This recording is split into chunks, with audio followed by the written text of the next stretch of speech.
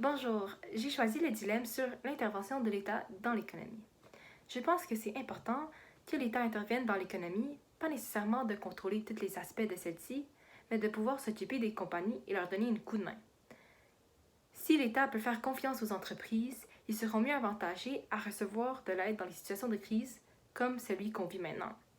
Ottawa a aussi déclaré qu'il ne versera pas d'argent pendant cette crise pour les compagnies reconnues d'avoir caché leur argent.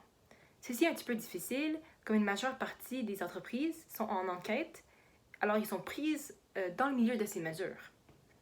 D'ailleurs, une entreprise qui cache une partie de son argent n'avantage pas l'économie, l'État et la population.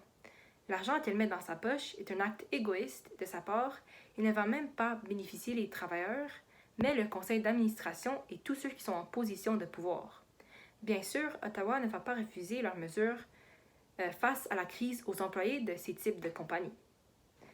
Cependant, l'argent que cachent les compagnies fera un grand impact dans notre société que les taxes des travailleurs qui reçoivent seulement 10 par heure. S'ils paient leurs impôts et leurs taxes en total, cet argent pourrait revenir dans les secteurs comme l'éducation et, le plus important, celui de la médecine, qui en a vraiment besoin en ce moment.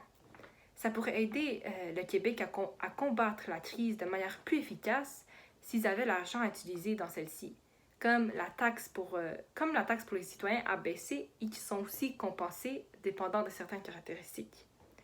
Tout d'abord, la spoliation légale est définie comme étant une sorte de complot où l'État a été créé pour dépouiller une personne de sa propriété et les transférer à d'autres par violence ou ruse. C'est une bataille des classes. La spoliation en démocratie est utilisée via l'inflation et la dette publique.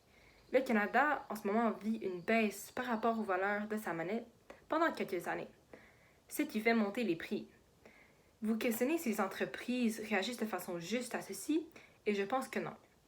Comme j'ai dit avant, ces entreprises ne contribuent pas leur totalité de taxes à l'économie, comme ils veulent le garder pour leurs bénéfices. Ils ne veulent pas aider les citoyens. Ce n'est pas honnête et juste. Cet argent peut être utilisé pour construire des infrastructures, des hôpitaux, des écoles, d'augmenter le salaire des professeurs, etc. Cependant, c'est les citoyens qui ont le désavantage et qui doivent payer les taxes hautes avec un salaire minimum, comme ceci augmente à cause de la spoliation. Peut-être ceci est vraiment une ruse créée en mettant l'intérêt des entreprises en première place. Je ne pense pas que le gouvernement ou les entreprises ont les intérêts de la population en tête. Mais je sais que l'argent et le pouvoir rendent les personnes égoïstes.